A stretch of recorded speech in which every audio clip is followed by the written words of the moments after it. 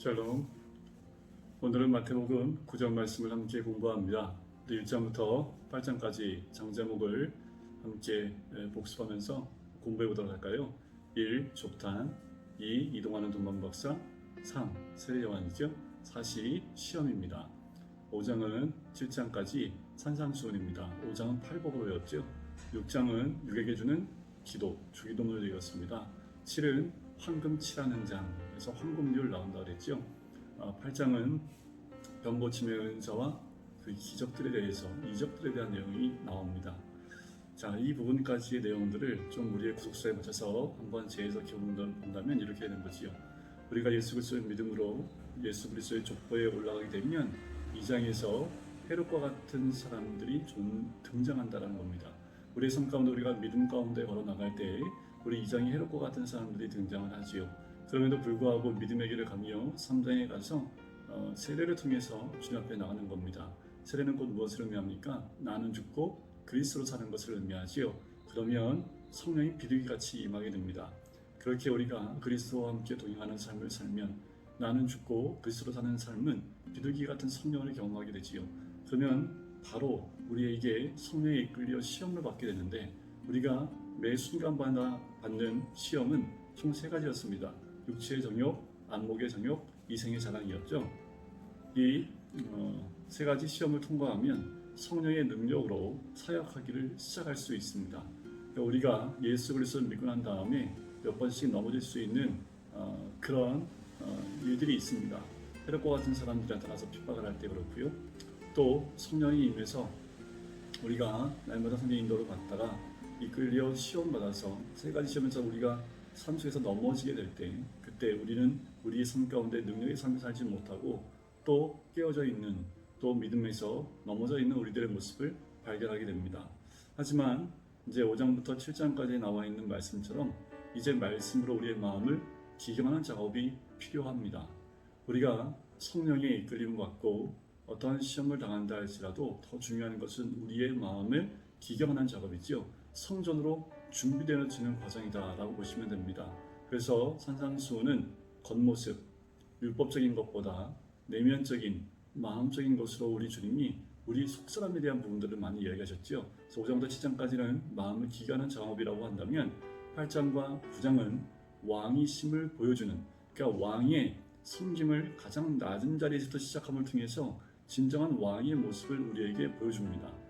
산상수훈은 말씀 사역이라면 8장과 9장은 기사와 이적을 통해서 예수님이 그리스도이심을 확신케 하는 그 과정이 8장과 9장입니다.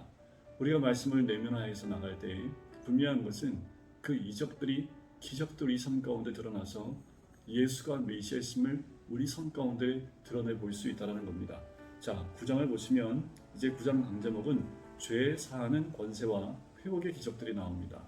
죄 사하는 권세와 회복의 기적들. 자, 1절에 보면 이렇게 시작을 합니다. 예수께서 배에 오르사 건너가 본 동네에 이르시니라고 나오지요. 그래서 본 동네는 가버나움을 의미합니다. 자, 저번 시간에 봤던 이 갈릴리 바닷가의 지도입니다. 자, 주님이 지금 8장 맨 끝에 어디에 있었냐면 여기 거라사 지방, 가다라 지방이라고 마태복음 나오지만 다른 복음서에서는 거라사 지방입니다. 여기에 갔다가 귀신 들린 자를 쫓아내시고 다시 배를 타고 본 동네인 가버나움으로 이렇게 오시게 됩니다. 자, 9장의 첫 배경은 이 가버나움에서부터 시작을 하지요. 자, 본원에 이르러 2절에 보니까 침상에 누운 중풍병자를 사람들이 데리고 옵니다. 자, 이 사건은요 마가복음 2장과 누가복음 5장에도 나옵니다. 그런데 마태복음엔 이 누가 데리고 나왔고 또 어디에 있었는지가 다 생략되어 있고요. 포인트가 다른 복음서와 좀 달라요. 마가복음에 보면 지붕을 뜯고 네 사람이 침상 그 통째로 예수님 앞으로 이 중풍병자를 내리는 그 모습을 자세하게 설명하고 있는데 여기서는 사람들이 데리고 옵니다. 그런데 예수께서 그들의 믿음을 보시지요. 자, 중요한 건 뭐예요? 이 중풍병자를 데리고 왔던 사람들의 믿음입니다. 자, 공동체의 믿음이 얼마나 중요한지 몰라요. 개인의 신앙도 중요하지만 공동체의 믿음과 신앙도 굉장히 중요합니다. 자, 그 믿음을 보시고요. 중풍병자에게 얘기합니다. 작은 자야 안심하라, 내 죄 사함을 받았느니라. 참 특이한 건 뭐예요? 지금 중풍병으로 누워있는데 내 병에서 일어나라가 아니라 죄 사함을 받았다고 하는 죄 사함의 선포를 하십니다. 자, 안심하라 내 죄 사함을 받았느니라. 지금 신약에 처음 나오는 최초의 죄 사함의 메시지가 나오지요. 이것 때문에 서기관들이 그 소를 이룹니다. 신성을 모독했다고요. 왜냐하면 죄 사함은 하나님만이 할 수 있는 것이기 때문에 그렇습니다. 그때 4절에 그 마음에 악한 생각을 하느냐라고 얘기를 해요. 이 악한 생각이 무엇입니까? 예수를 넘어뜨리려는 구실로 삼고자 했기 때문에 이 악한 생각이라고 하는 거예요. 그러니까 스스로 옳다고 여기는 생각, 그것이 지금 여기서는 뭐예요? 악한 생각이라고 우리 주님 말씀하시는 것이요. 근데 5절에 보세요. 내 죄사함을 받았느냐 하는 말과 일어나 걸어가라 하는 말 중에 어느 것이 쉽겠느냐? 근데 어느 것이 쉬울까요?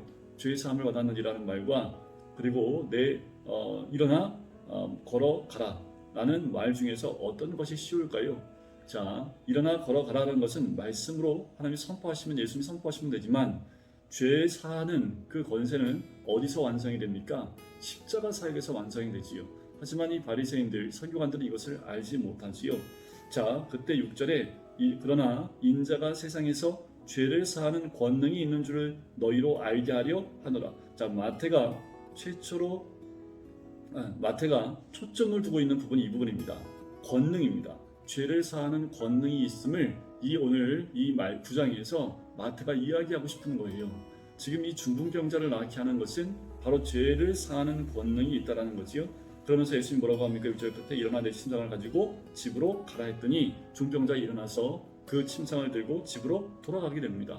자, 이것을 보고 8절엔 무리가 두려워하여 이런 권능을 사람에게 주신 하나님께 영광을 돌리지요. 지금 이 9장 첫 사건, 중풍병자 사건은 예수 그리스도의 권능입니다. 무슨 권능이요? 병을 치유하는 권능, 회복의 권능이기도 하지만 죄를 사하게 하는 권능이기도 합니다.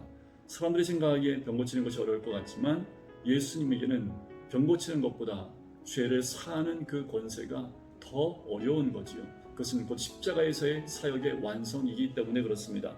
자, 9절에 보면 예수께서 그를 떠나서요 마태라는 사람을 만납니다. 그는 세관에 앉아 있었지요. 예수님 말씀하십니다. 나를 따르라. 오늘도 변함없이 우리 주님은 우리 모두에게 말씀하십니다. 나를 따르라. 내가 있는 그 자리가 어떤 자리인지 우리 주님에게는 중요하지 않습니다. 뭐가 중요합니까? 나라는 사람입니다. 마태라는 사람이라고 얘기했듯이 나라는 사람을 우리 주님이 중요하게 생각하신다는 거지요. 자, 나를 따르라 했을 때 마태가 일어나 따라갑니다. 마태의 집에 들어가서 앉아서 음식을 잡수시는데 누구하고 같이 먹냐 하면 세리와 죄인들입니다. 당시에 유대인들은 굉장히 이 식탁 유제를 굉장히 중요하게 생각을 했습니다. 그래서 바리새인들이 보고 제자들한테 얘기합니다. 너희 선생은 세리와 죄인들과 함께 잡수시느냐라고 얘기를 해요. 그 얘기를 들으시고 예수님이 이런 말씀을 하십니다. 건강한 자에게는 의사가 쓸데없지만 병든 자에게는 쓸데있다라는 거지요.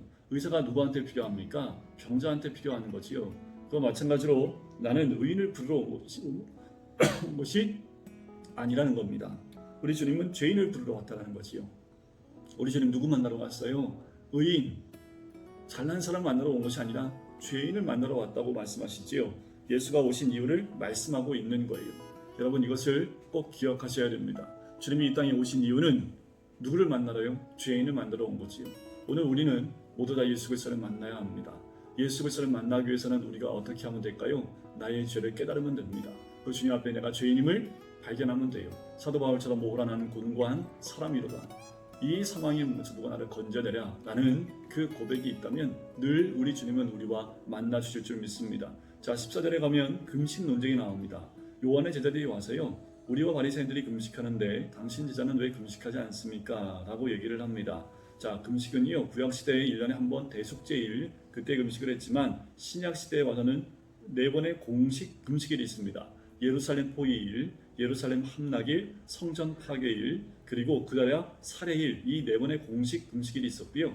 바리새인은 여기에 주 2회 월요일과 금요일날 금식을 했습니다. 그러니 왜 당신의 제자는 금식하지 않습니까? 라고 묻지요. 그때 예수님이 몇 가지 비유를 말씀하세요. 혼인집 손님들이 신랑과 함께 있는 동안에 슬퍼할 수 있느냐? 실제로 이 혼인 예식은 일주일 동안 축제가 이루어지는데 그 기간 동안에 금식하는 그런 날이 있다 할지라도 그때는 면제가 됩니다. 왜냐하면 혼인식은 기쁘고 즐거운 날이기 때문에 그 예식에 참석한 사람은 금식에서 면제가 된다라는 거지요. 그것을 얘기합니다. 하지만 신랑을 빼앗길 날이 온다라는 거죠. 그때는 금식할 것이다. 자, 16절 새 생배 조각을 낡은 옷에 붙이는 자가 없지요. 왜요? 기운 것이 그 옷을 단기 헤어짐이 더하게 됨이기 때문에 그렇습니다. 자, 낡은 옷은 뭘까요? 유대 종교입니다.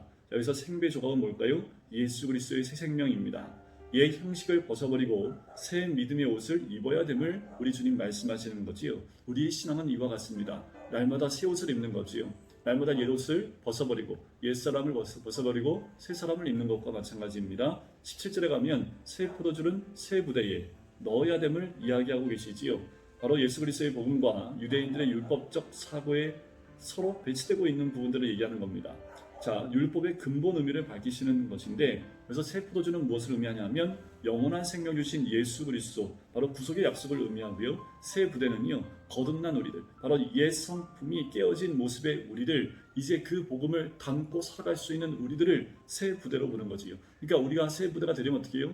옛 모습, 옛 습관을 다 벗어버리면 새 부대로 준비되어졌을 때 이 새 포도주를 받을 수 있게 됩니다. 자, 18절부터는 이제 한 관리의 딸을 위해서 관리가 찾아오는 것을 봐요. 자, 이것은 회당장 야이로의 딸 사건입니다. 근데 마태복음에는 이 회당장이라는 이름도 없고 한 관리로만 나와요. 와서 예수님께 와서 절합니다. 이 관리라고 하면 다른 복음서에 보면 회당장이기 때문에 회당장이 예수님 앞에 무릎 꿇는 것, 절하는 것 이때 당시 가당치도 않습니다. 바리새인들이 예수님을 어떻게든 율법으로 그들의 말씀으로 이기려고 했기 때문에 회당장이 무릎 꿇을 수 없습니다. 근데 어떻게 무릎 꿇어요? 그의 딸이 지금 방금 죽었사오나, 이 말은 죽었다는 얘기가 아니라 죽어가고 있다라는, 곧 숨이 지금 숨이 멈춰지고 있다라는 거예요. 곧 죽어가고 있다라는 거예요. 딸의 아픔 가운데 자신의 모든 것을 내려놓고 예수님께 무릎을 꿇습니다. 자, 그 몸에 손을 얹어주사 그러면 살아나겠나이다 라는 믿음으로 예수님께 나오지요. 예수께서 따라가십니다. 그렇게 함께 가는데 20절에 가는 길에 12해 동안 혈루증을 앓는 여자가 예수에 데려와서 그 겉옷가를 만집니다. 이 겉옷가는 뭐냐 하면 옷단술을 의미합니다. 랍비들이 옷단 술, 그러니까 옷 끝에 술들을 달아서 소리를 내게 하는 그 겉옷가인데 그것을 만지지요. 왜요? 그 겉옷만 만져도 구원을 받겠다라는 겁니다. 이게 굉장히 이 여인의 굉장한 믿음인데, 왜냐하면 예수님도 이 믿음에 대해서 칭찬을 하시지요. 왜 굉장한 믿음이냐 하면 혈루증 여인은 사람이 있는 곳에 오면 안 됩니다. 혈루증 여인이라는 것이 발견되면 당장 돌에 맞아 죽을 수 있어요. 혈루증 여인이 앉은 자리도 부정하고요, 그가 만진 사람도 부정하고요, 그와 접촉한 모든 것이 다 부정하게 됩니다. 그럼에도 불구하고 이 여인은 예수님께 나와 그 옷을 만지기만 해도 구원을 받겠다라고 생각한 거지요. 예수께서 돌아보십니다. 그리고 22절 이렇게 얘기하시죠. 따라 안심하라, 내 믿음이 너를 구원하였다고 하십니다. 그러니 여자가 즉시 구원을 받아요. 자, 중요한 건 뭐예요? 내 믿음이 너를 구원하였다라는 거지요. 중풍병자도 처음에 나왔던 병자도 그 구원에 대해서 말씀하셨죠. 지금 여기서도 믿음에서 얘기했듯이 여기서도 믿음과 구원에 대한 이야기를 하십니다. 자, 그리고 집에 왔는데 여인 그 소녀가 죽었습니다. 그래서 사람들이 피 부는 자가 와서 떠드는데 예수님이 이렇게 말씀하시죠. 이 소녀가 죽은 것이 아니라 잔다고 했더니 사람들이 웃고 나갑니다. 그때 25절에 보면 예수께서 소녀의 손을 잡으심에 일어나는 것이요, 소문이 온 땅에 퍼집니다. 그 아버지의 믿음대로 그가 죽었지만 그 소녀가 살아난 것을 경험하게 되는 거지요. 자, 27절부터는 두 맹인이 예수님 가시는 길에 쫓아오면서 다윗의 자손이여 하면서 우리를 불쌍히 여소서라고 얘기를 합니다. 28절에 예수 뭐라고 합니까? 내가 능히 이 일 할 줄을 믿느냐라고 얘기를 해요. 그랬더니 주여 그러하오이다 라고 했을 때 그들의 눈을 만지시면서요, 너희 믿음대로 될지어다. 또 뭘 얘기를 해요? 믿음을 얘기하는 거지요. 그랬더니 이들이 눈이 밝아지게 되지요. 그것이 이들의 믿음대로 되어진 역사입니다. 회복이지요. 자, 이제 마지막 끝부분 한번 같이 보도록 할까요? 끝부분으로 넘어가 보면 35절에 자, 4장에 나왔던 예수님의 3대 사역이 나옵니다. 예수께서 모든 도시와 마을에 두루 다니사 그들의 회당에서 가르치시며 천국 복음을 전파하시며 모든 병과 모든 약한 것을 고치시지요. 마태복음 4장 23절에 나왔던 말씀이 한 번 더 나옵니다. 그래서 이 3대 사역, 가전고, 이 가르치고 전파하고 고치는 이 사역, 4장 23절과 9장 35절 이 두 말씀 사이에 이 세 가지 사역을 함께 집어넣어서 샌드위치 구조로 되어 있다라고 학자들이 보기도 합니다. 사람들이 오는 것을 보고 예수님이 36절의 무리를 보시고 불쌍히 여기십니다. 이 불쌍히 여긴다는 건 뭐냐면 창자가 끊어질 듯 아파하다. 그만큼 괴롭다라는 거지요. 왜냐하면 그들이 목자 없는 양과 같이 고생하고 기신하기 때문에 그렇습니다. 요즘 시대가 이와 같지 않나 생각이 들어요. 사람들이 목자가 없어서 우왕좌왕 방황하고 있는 것 같아요. 진짜 하나님이 뭘 원하시는지, 주님이 기뻐하신 자리가 어딘지 몰라 방황하고 또 고생하고 있는 것 아닌가. 제자들에게 얘기합니다. 추수할 것은 많되 일꾼이 적다라고 이야기하지요. 38절 마지막 절입니다. 그러므로 추수하는 주인에게 정하여 추수할 일꾼들을 보내주셔서 하라. 우리가 우리가 기도해야 될 것이 여기 있습니다. 주인에게 정하여 일꾼을 보내달라고 기도해야 된다는 거지요. 때가 가까이 올수록 주님은 이 준비된 추수할 일꾼들을 보내주실 뿐만 아니라 어쩌면 우리 한 사람 한 사람을 이렇게 쓰기 원하실 줄 믿습니다. 오늘도 주의 말씀의 은혜 가운데 믿음으로 구원받고 믿음 가운데 주와 동행하시는 오늘 하루가 되시기를 주님의 이름으로 간절히 축원드립니다. 기도하겠습니다. 사랑해 주님 감사합니다. 하나님 오늘도 주의 말씀 가운데 하루를 또한 시작을 합니다. 하나님 중풍병자를 데리고 왔던 그 사람들의 믿음으로 그가 구원함을 받고 죄의 사함을 받았습니다. 아버지 하나님 야이로의 딸도 그 아버지의 믿음으로 또 12해 동안 혈루증을 앓았던 여인도 그 믿음으로 구원을 받았습니다. 그리고 앞을 보지 못했던 두 맹인도 믿은 대로 그의 눈이 밝아진 것을 보게 됩니다. 주님, 우리에게 주님이 원하시는 것은 이 믿음인 줄 믿습니다. 어디 있든지 믿음 가운데 방향을 상실해버린 그런 목자 없는 양과 같이 유리하는 자들이 아니라 오늘도 말씀 가운데 주님을 따라가며 목자를 따라가는 주의 백성이 될 수 있도록 축복하여 주시옵소서. 감사드리며 예수 그리스도의 이름으로 기도드립니다. 아멘.